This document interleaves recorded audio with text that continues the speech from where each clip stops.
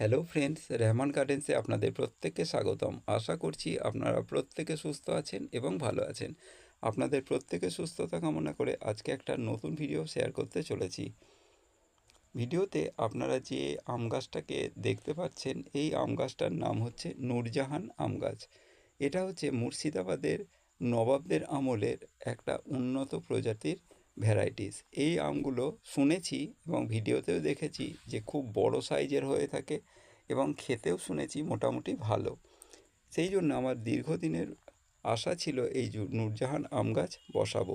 আমার বন্ধু সে নূরজাহান আম গাছ বসানোর সময় আমাকে বলেছিল তুইও একটা বসা, কিন্তু আমার ইচ্ছা ছিল না। কিন্তু বর্তমানে আমি আবার এই নূরজাহান আম গাছটা কিনে ফেললাম।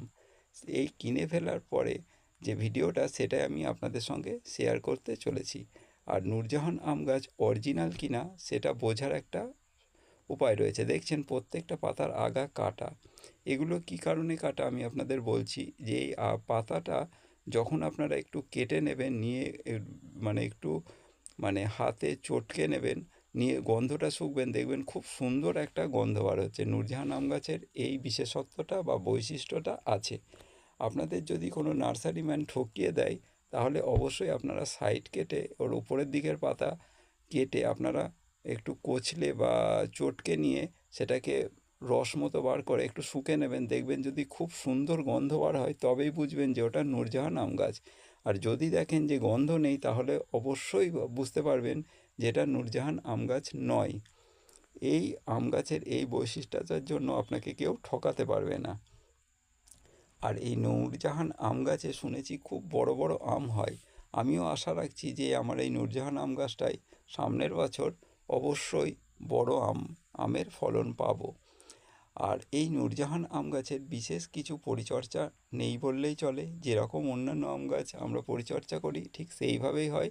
আর টবেও এ কিন্তু ফলন দিতে সক্ষম। সেই জন্যই আমি এই গাছটাকে কিনেছি। কারণ অনেক আম গাছ আমরা না জেনেই কিনে ফেলি, যেটা টবে ফলন দিতে সক্ষম হয় না। কিন্তু এই নূরজাহান আম গাছ কিন্তু টবে ফলন দিতে সক্ষম। আর বর্তমান যুগে অনেক থাই ভ্যারাইটিস, বিদেশি ভ্যারাইটিস এসে গেছে যেগুলো টবে ফলন দিতে সক্ষম। তা চাইলে বন্ধুরা আপনারাও কিন্তু এই নূরজাহান আম গাছটাকে আপনাদের ছাদ বাগানে বা নিজেদের বাগানে বসাতে পারেন। এটা কিন্তু খুব একটা যে খারাপ তা কিন্তু নয়, মোটামুটি ভালো বলেই আমি শুনেছি। তবে আমার কাছে যেহেতু এখনও হয়নি, সেই জন্য আমি পুরোপুরি কনফিডেন্স নিয়ে বা আত্মবিশ্বাস নিয়ে বলতে পারছি না।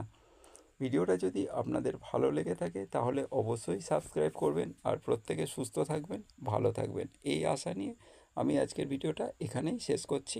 নমস্কার।